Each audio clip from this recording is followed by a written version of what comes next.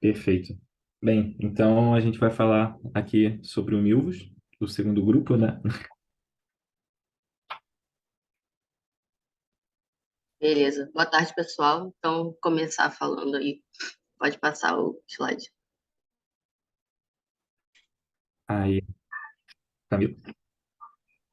Oi, tá me ouvindo?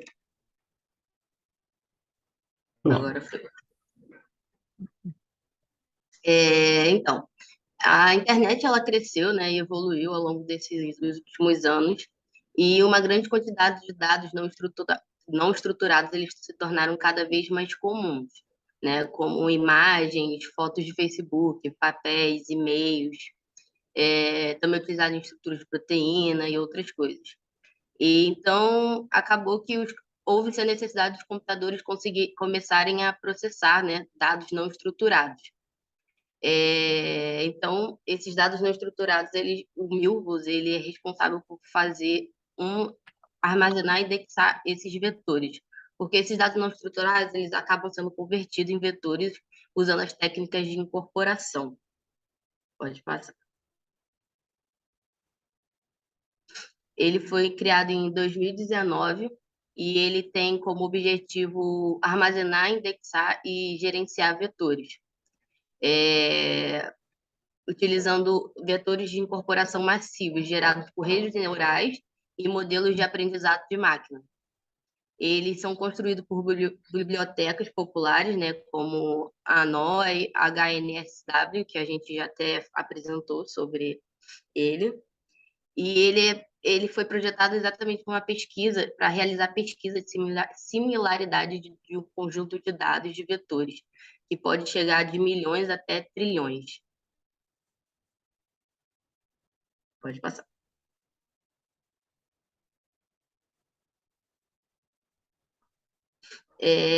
A arquitetura do Milvus, então, ele começa com a camada de acesso. A camada de acesso, ela é composta por proxies, que eles ficam sem estado, eles são tipo um intermediário entre o usuário e o sistema. Em seguida, tem o serviço de coordenador, né? Que ele é responsável por atribuir tarefas aos nós de trabalho. Ele é como se fosse um nó, exatamente, dependendo da solicitação do usuário. Em seguida, tem os nós de trabalhos, que eles ficam esperando, né, as instruções do nó coordenador. Então, para executar os comandos, tanto DML quanto DDL, acionados pelo usuário. E em seguida tem o armazenamento, que ele é responsável pela persistência em disco dos dados, dos dados do sistema. Ele também compreende o meta-armazenamento, log block e armazenamento de objetos. Então, por que o Milvus? O Milvus ele tem um alto desempenho ao realizar pesquisa vetorial em conjunto de dados massivos. Ele também tem escalabilidade em nuvem e alta confiabilidade, mesmo em caso de interrupção, com amplo isolamento de componentes individuais do sistema, e ele é híbrido. Ficou faltando o óleo. Pesquisa híbrida obtida combinando filtragem escalar com pesquisa de similaridade vetorial. Pode passar. Beleza. Então, ele faz a organização em índices, né? Ele tem 6 tipos de índices diferentes que dá para ser utilizados de acordo com a quantidade e o porquê, para que você vai usar dos dados.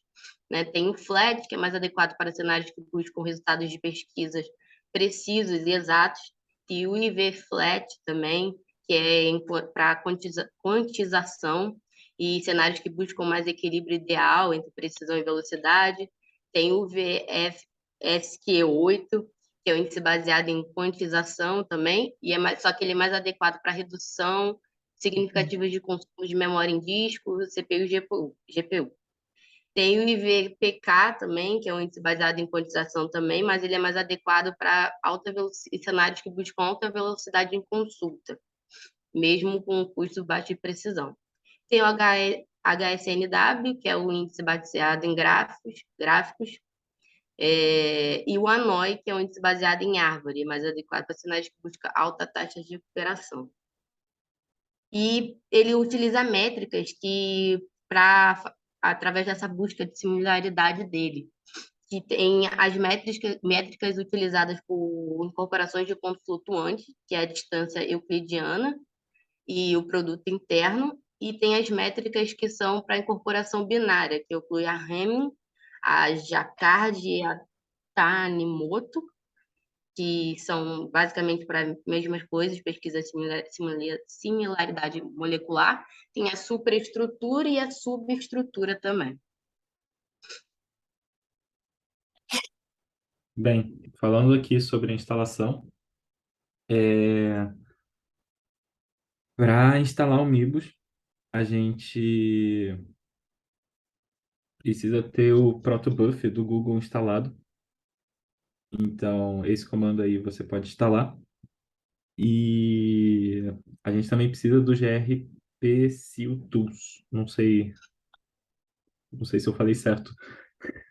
Mas aí eu estou mostrando aqui também como que você pode instalar essa dependência, né? E o PyMivus do Python. E para a gente poder se conectar com o servidor do Milbus, ele tem, ele suporta aqui, né, duas portas, a 19530 e a 9091. A diferença delas é que a primeira, né, ela é para gRPC, então é a porta padrão, né, que a gente se conecta com o servidor do Nimbus, e a 9091 é para API RESTful, que é usada quando você se conecta com o servidor do Nimbus por HTTP, tá?